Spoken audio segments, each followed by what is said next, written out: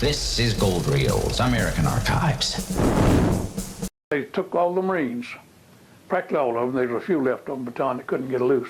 They took us over there and scattered us around the island of Crécy-d'Or for beach defenses.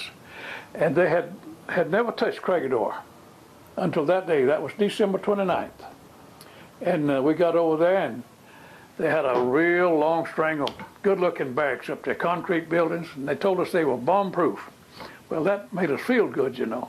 Well, we took our gear inside and laid them on the floor up there, and one of my good friends, an old boy from Wisconsin, laid his gear down about 10 feet from mine, and we went out to explore the island.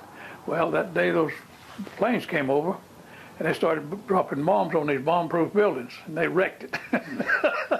And we come back in, and my friend's gear was all gone. There's a 10-foot hole in the floor where his stuff was.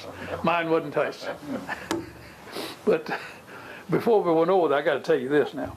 And we was in the woods over there on Bataan, and so the colonel told our cooks that he wanted his men to have a complete turkey dinner for Christmas.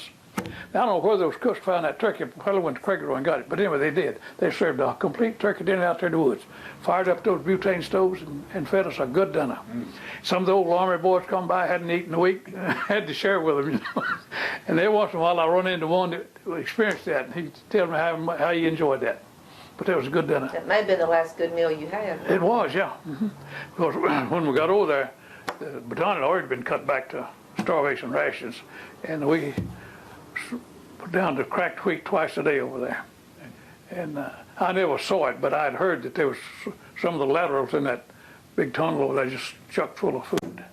And it may or may not have been, I don't know. I never saw it. But we survived that too. Real stories, real voices.